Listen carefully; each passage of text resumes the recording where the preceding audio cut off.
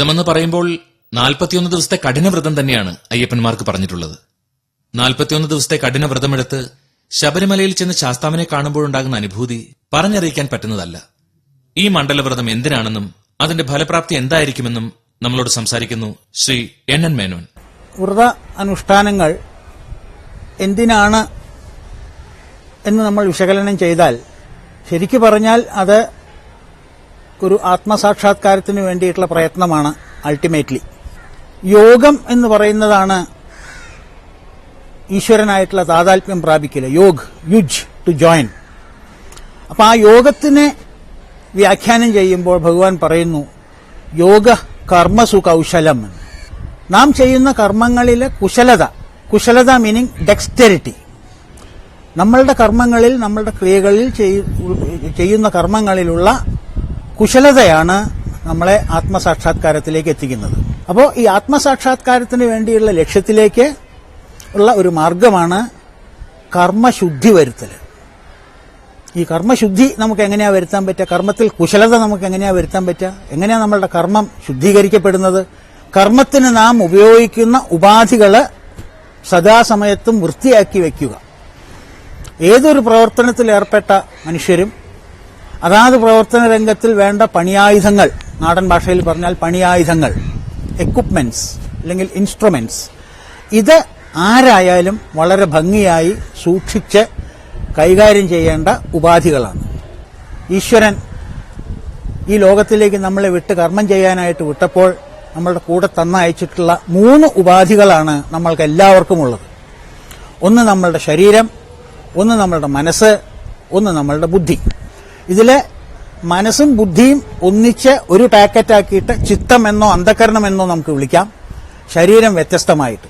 ശരീരത്തിനെയും അന്ധകരണത്തെയും ചിത്തത്തെയും സദാസമയത്തും ശുദ്ധീകരിച്ച് വൃത്തിയാക്കി ക്ലീനാക്കി വെടുപ്പാക്കി വെക്കുന്ന ഒരു പ്രക്രിയ നമുക്ക് സാധിച്ചു കഴിഞ്ഞാൽ ഈ ഉപാധികളോട് നമ്മൾ ചെയ്യുന്ന കർമ്മങ്ങള് ശുദ്ധീകരിക്കപ്പെടും.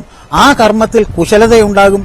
കുശലതയുണ്ടായിരുന്ന കർമ്മം കാരണം നമ്മൾക്ക് യോഗത്തിലേക്ക് എത്തിച്ചേരാൻ സാധിക്കും. അപ്പൊ ശരീരത്തിനെ സംബന്ധിച്ചെടുക്കുകയാണെങ്കിൽ ശരീരത്തിൽ സ്വാഭാവികമായിട്ട് നമ്മൾ ഈ ലോകത്തിൽ സംസർഗം ചെയ്യുമ്പോൾ, ബാഹ്യലോകത്തിൽ ഏർപ്പെടുമ്പോൾ ശരീരം എന്ന് പറയുമ്പോൾ ബാഹ്യ അവയവങ്ങളും ആന്തരിക അവയവങ്ങളുമുണ്ട്. അപ്പൊ ഈ 2 അവയവങ്ങളിലും ചളി പിടിച്ചു പറ്റുന്നത് സ്വാഭാവികം. ആ പൊടിപടലങ്ങൾ നമുക്ക് വൃത്തിയാക്കാൻ നമുക്ക് എത്രയോ സംവിധാനങ്ങൾ, ഏതെല്ലാം രീതിയിലുള്ള ആ ചളിയെ തേച്ച് മാറ്റി കളയാനുള്ള സംവിധാനങ്ങൾ നമുക്ക് പല രൂപത്തിലുണ്ട്.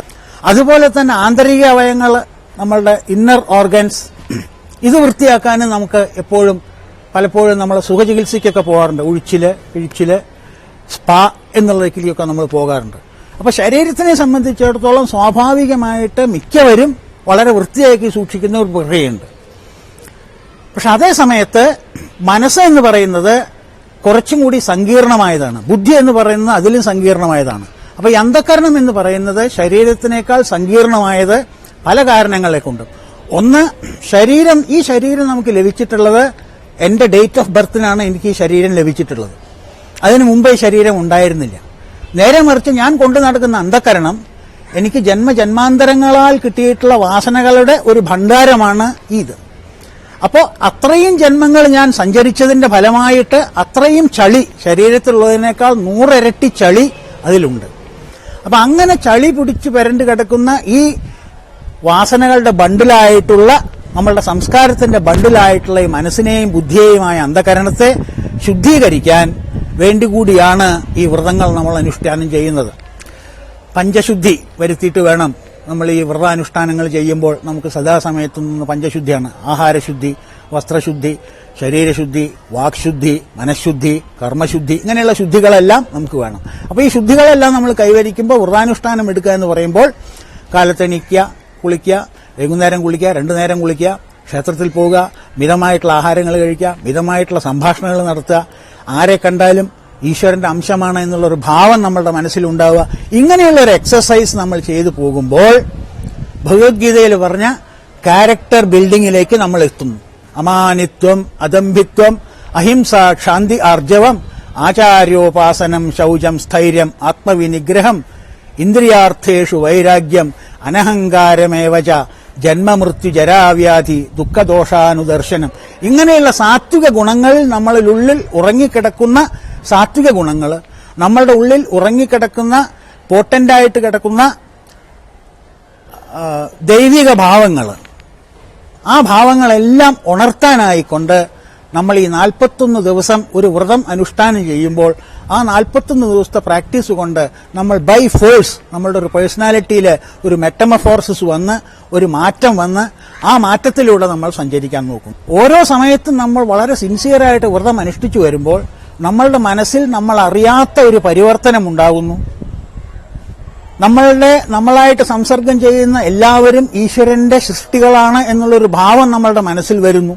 ഈ വ്രതാനുഷ്ഠാനങ്ങളെല്ലാം വളരെ ഉചിതമായി വേണ്ട രീതിയിൽ ചെയ്യുമ്പോഴാണ് അദ്വേഷ്ട സർവഭൂതാനാം മൈത്രക്കരുണയേവച നിർമ്മമോ നിരഹങ്കാര സമദുഃഖ സുഖക്ഷമി എന്ന നിലയിലേക്ക് നമുക്ക് അന്യോന്യം ആൾക്കാരെ കാണാൻ പറ്റുന്നത്. അതുകൊണ്ടാണ് ഈ 41 ദിവസം വ്രതമെല്ലാം കഴിഞ്ഞ് ശബരിമല മല ചവിട്ടി കയറുമ്പോൾ ഈ 41 ദിവസത്തെ അനുഭവത്തിൽ നാം മനസ്സിലാക്കുന്നു, എന്നിലും ഉണ്ട് അയ്യപ്പൻ, അങ്ങയിലും ഉണ്ട് അയ്യപ്പൻ. അതുകൊണ്ടാണ് ഈ ഒരു ഈരടി നമ്മൾ അറിയാതെ അത് മല കയറുമ്പോൾ നാം പാടിപ്പോകുന്നത്. സ്വാമി തിന്തകത്വം അയ്യപ്പ തിന്തകത്വം. അത് ഒരു കറപ്റ്റഡ് ഫോമാണ്.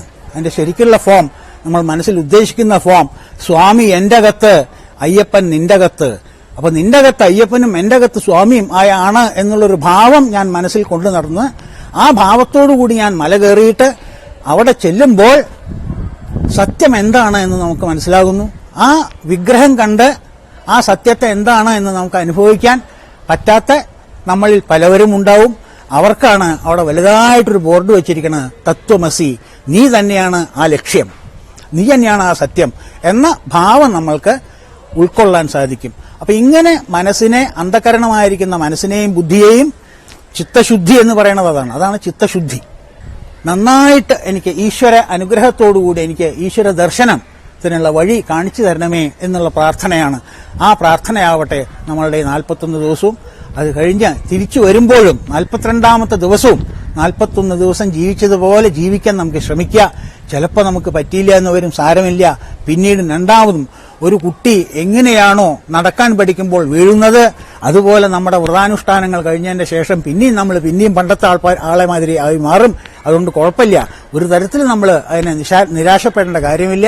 നമ്മൾക്ക് വീണ്ടും വ്രതങ്ങൾ വീണ്ടും ആവർത്തിച്ച് ആ ഒരു ജീവിതചര്യയെ മാറ്റി എടുക്കാൻ പറ്റുമെന്നാണ് എന്റെ വിശ്വാസം.